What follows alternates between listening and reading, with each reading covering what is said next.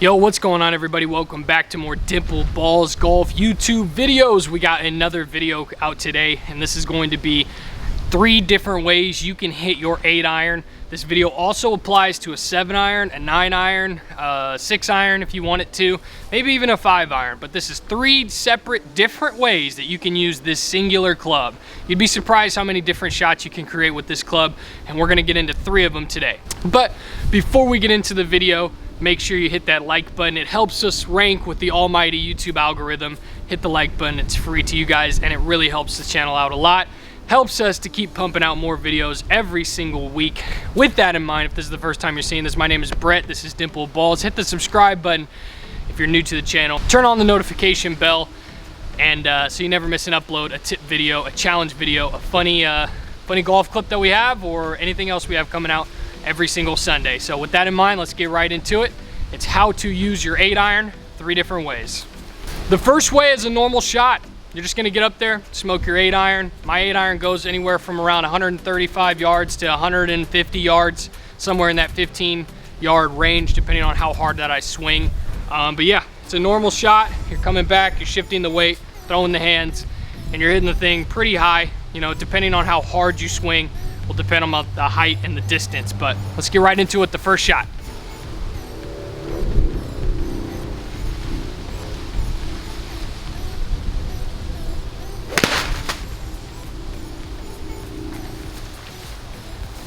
So as you can see with how far away I am from the net, that thing hit slightly between the red and yellow nets right there on the left.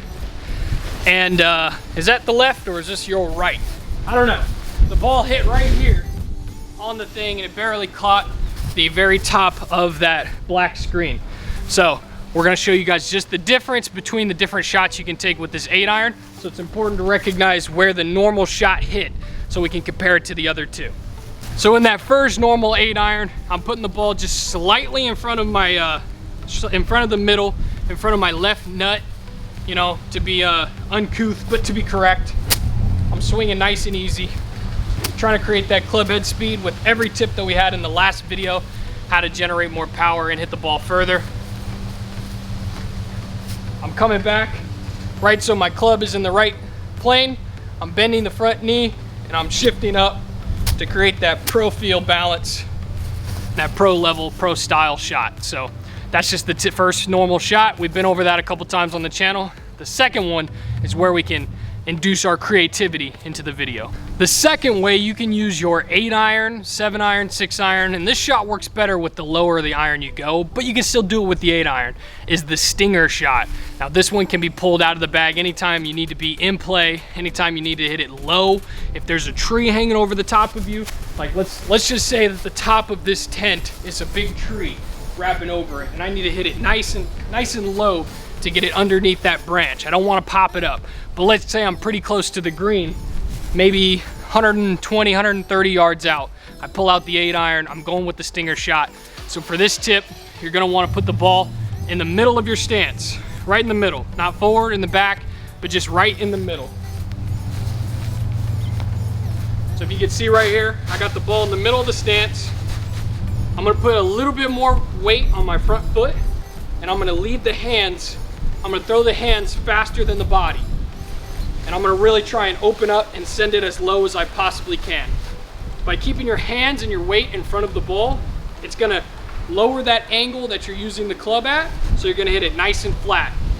And depending on where you're aimed and where your hips are pointed, you can shape it with a little draw or even a little slice if you have to avoid some more obstacles on the course. So again, keep the ball in the middle of your stance. Lead with your hands. Throw your hands out early. And make sure that you keep a little bit more weight on that front foot. And that's gonna give you that nice low stinger shot.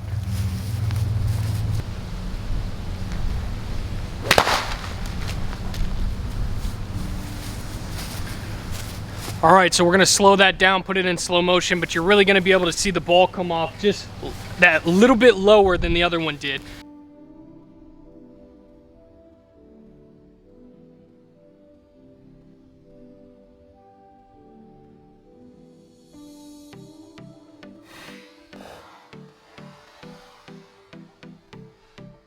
In fact, we can even put the both replays by themselves together, and you can see how that first shot had definitely way more arc to it.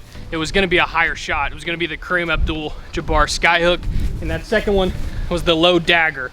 It's what's going to just keep flooding that ground, attacking the groundhogs, really going after any kind of an animal or leaves that are on the ground. But that's gonna be helpful if you're trying to avoid a tree or any type of an obstacle. Even if there's a sand in front of you, you might even be able to run it through those sands because it's moving so fast and so low. It's a good shot to have in the bag, and you can do it with your 8-iron. The third and final way that you can use your 8-iron differently than a normal shot. Again, the first one was a normal 8-iron. Second one was a stinger shot. The third one, and this one can be really, really fun when you're right next to the green. Again, you're gonna want a half swing. I'm not talking about a full swing. A real nice and easy half swing. And you're gonna wanna pepper this thing onto the green. It's gonna be a lot of control, it's gonna be a lot of finesse, but this is the bump and run shot.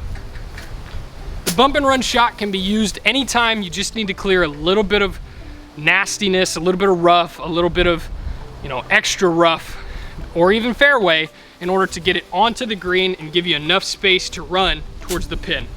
Again, it's gonna be like a 25 to 30% swing. This would be a 100% swing.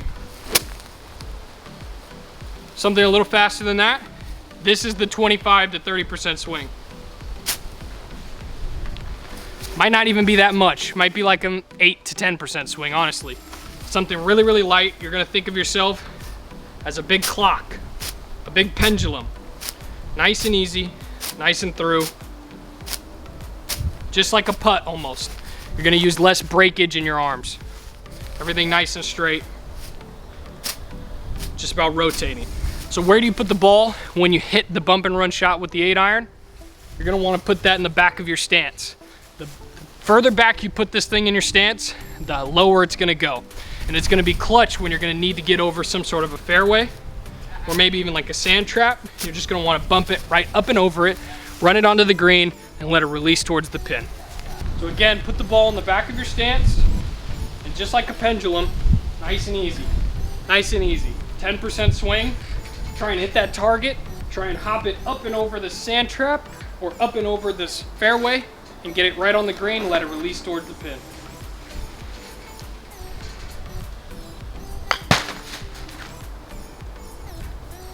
So again, we'll replay that because I think that went right next to the target. But we'll show another couple of these shots from the side so you can see a good idea of what it looks like. The normal swing, the stinger shot, and then of course the bump and run shot. So again, we got the normal shot, a little bit in front of our stance. Keep the hands with the body, nice in tune, nice rhythm, nice flow, great balance. So the main differentiation between these three shots is how high the ball comes off the ground in case you have to avoid stuff or hit a different shot. And so I'm gonna put an X on the net where this ball hits for each of these three shots so you can see the difference and kind of compare which shot you wanna hit at different times.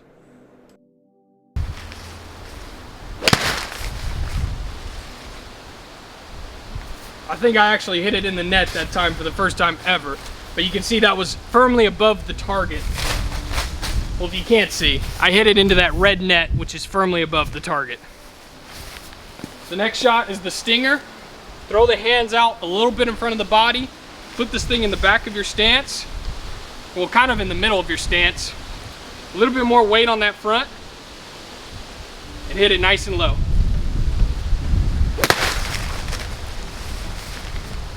So that one definitely came off with a lower trajectory, and you can bend it and shape it however you are, depending on where you point those hips.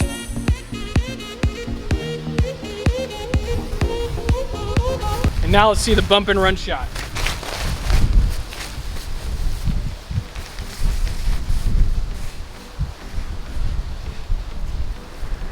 So again, put this thing in the back of your stance, and it's gonna be a 10% swing, just to try and get it up and over this nasty rough which lies ahead of us.